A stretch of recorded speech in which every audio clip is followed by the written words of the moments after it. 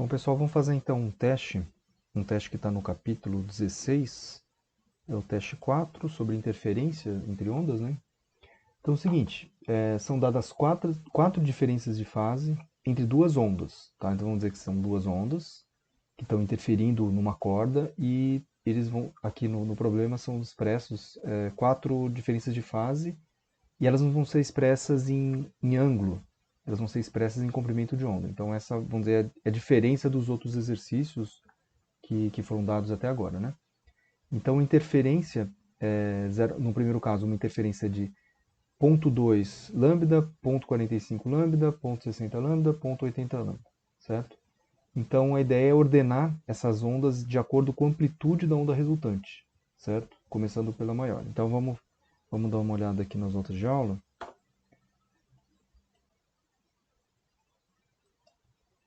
Então aqui estão as notas de aula, eu coloquei os dados do problema, né? Mas antes de resolver, vamos entender exatamente qual que é essa questão dessa diferença de fase, olhando pelo ponto de vista do comprimento de onda, né?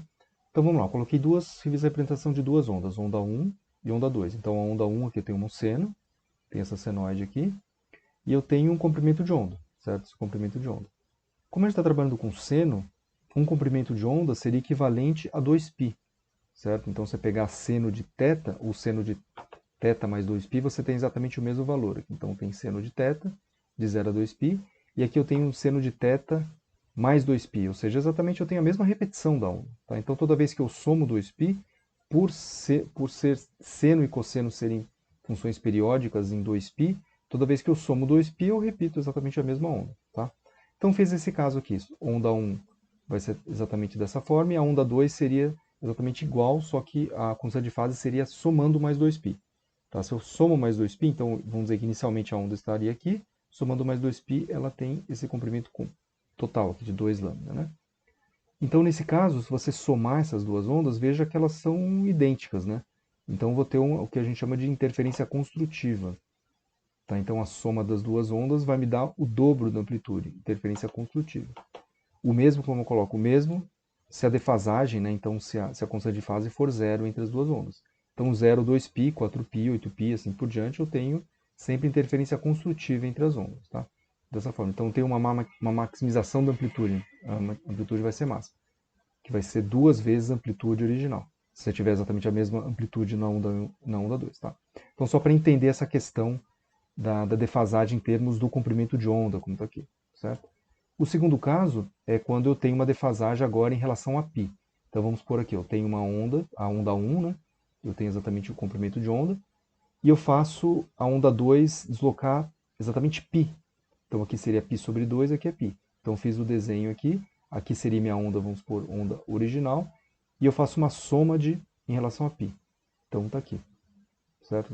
Dessa maneira aqui. Então se você perceber a soma entre as duas ondas, ó, se eu somar onda 1 com a onda 2, ó, em cada instante uma é contrária à outra, né? Uma é contrária à outra. Se uma é contrária à outra, se eu somar essas duas, eu tenho exatamente a amplitude zero. Então a minha onda resultante seria simplesmente uma amplitude zero. Tá? Então toda vez que eu tiver uma defasagem π radianos, isso em graus, ou pensando em termos de comprimento de onda, metade do comprimento de onda, eu tenho uma interferência destrutiva. Eu não escrevi aqui interferência destrutiva, eu coloquei aqui, ó. Eu tenho uma interferência destrutiva, que está relacionado ou uma defasagem entre as ondas de π radiano, em termos angulares, ou se você pensar em termos de comprimento de onda, né? Metade do comprimento de onda. Como aqui eu tenho metade do comprimento de onda, então elas vão estar defasadas e a interferência vai ser destrutiva. Tá, então, simplesmente observando esses dois gráficos, né, a gente já consegue saber qualitativamente em qual situação eu tenho a maior amplitude resultante e menor amplitude resultante. Então, qual que é a situação? Qual que seria a situação de maior amplitude resultante? Se a defasagem for exatamente o lambda, ou zero, né? Ou zero, defasagem entre as ondas é zero, ou seja, eu tenho exatamente a mesma onda. Então, observando os nossos valores aqui, ó, quais são as situações que eu chego mais próximo ou de 0 lambda ou de 1 lambda? É isso aqui, ó. Essa aqui e essa aqui. Certo? 0,2 lambda ou 0,8 lambda. Então eu já coloco a resposta aqui. As maiores amplitudes resultantes são essas aqui. 0,2 lambda ou 0,8 lambda. E qual que é a situação que eu tenho a menor amplitude resultante seria exatamente meio lambda. Meio lambda, seria 0,5 lambda, né? Então, olhando aqui, quem que é mais próximo de 0,5? Esse cara é mais próximo de 0,5. Então, seria a menor amplitude. Mas como eu quero colocar em ordem, então as maiores, então, que seriam as maiores amplitudes, logo em seguida vem o 0,6, certo? E depois a menor amplitude seria 0,45. Bom, isso é qualitativo, né? Então vamos supor, então e como é um teste, né? Então a ideia é simplesmente você colocar isso em ordem e entender o problema. Entender que isso aqui tem uma lógica relacionada com essa defasagem em relação ao comprimento de onda. Se você quiser fazer a conta no papel mesmo, qualquer maneira. Vamos usar então uma regrinha de 3 mesmo.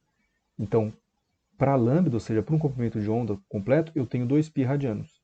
Assim como coloquei aqui, por exemplo, para o caso de 0,2 lambda, eu tenho φ. Tá? Então, a partir dali, eu calculo o meu valor de φ. Aí eu tenho que calcular o valor de φ para 0,2, eu calculo para 0,45, 60, 0,80. Aí eu utilizo essa formulinha aqui da amplitude, né? Da amplitude resultante. 2A, beleza? Simplesmente cosseno de meio de φ. Então você faz para cada um dos valores 0,2, 0,6, 0,45 e verifica qual que é o menor ou qual que é a maior amplitude. Vocês vão ver que vai dar exatamente essa mesma sequência. Então o objetivo desse exercício é simplesmente perceber que a gente pode pensar na defasagem olhando para comprimento de onda ou simplesmente para o ângulo. Muitas vezes olhando a defasagem por comprimento de onda é mais fácil. E a gente pode fazer a conta depois usando essa relação, para ter exatamente os valores. Então, se o exercício pedisse quais são os valores exatos das amplitudes em relação às amplitudes originais, vamos pensar que eu tenho duas ondas originais exatamente com a mesma amplitude, por isso que é 2A. Então, a partir dali, a gente consegue calcular exatamente quais seriam as amplitudes finais em termos de A. Beleza, é isso aí, pessoal.